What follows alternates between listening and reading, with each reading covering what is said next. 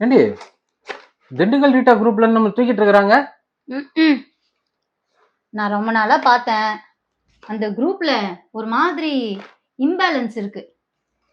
Love marriage பண்ணவங்கள ஒரு மாதிரி wishes அனுப்புறதும், love மேரேஜ்லயே arrange marriage பண்ணவங்களுக்கு ஒரு மாதிரியும், அதுலயும் பேரண்ட் சப்போர்ட்டோட பண்ணவங்க, பேரண்ட் சப்போர்ட் இல்லாம பண்ணவங்க, அப்புறம் கொஞ்சம் செட்டில்டா ரிச்சா இருக்கிறவங்க, அப்புறம் கொஞ்சம் கஷ்டப்படுறவங்க, இவங்களுக்கு எல்லாருக்குமே இந்த விஷஸ் எல்லாம் போகும்போது கொஞ்சம் டிஃபரன்சஸ் பார்த்தேன்.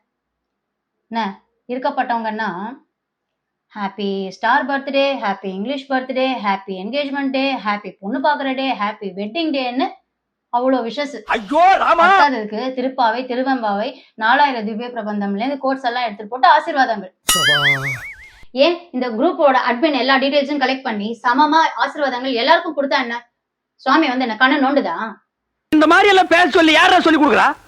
நான் இருக்கிற இடத்துல இந்த மாதிரி பார்ஷியாலிட்டி எல்லாம் நான் நடக்க விட மாட்டேன். மாற்றம்னு சொன்னா யார் தான் கொண்டு வருது? அதுக்கு இன்னைக்கு என்ன நாள்? என்ன நாள்? என் ஒண்ணு விட்ட சித்தப்பாவோட வைஃபோட மாமனோட சகலியோட மச்சானுக்கு இறந்த நாள். ஐயோ ஐயோ. அதுக்கு நீ என்ன பண்ண? அந்த ஃபேமிலி கஷ்டப்படுற ஃபேமிலி இல்ல, எப்படியும் யாரும் சீண்ட மாட்டாங்க. அதான் நானே ஆளா அந்த ஃபேமிலியை டேக் பண்ணி ஹாப்பி டெத் ஆனிவர்சரின்னு போட்டு 2 பொக்கேயோட எமோஜியும் போட்டு. ஐயோ பைத்தியமாயவே ரொம்ப நேரம் நல்லா பேசிக்கிட்டாரையா.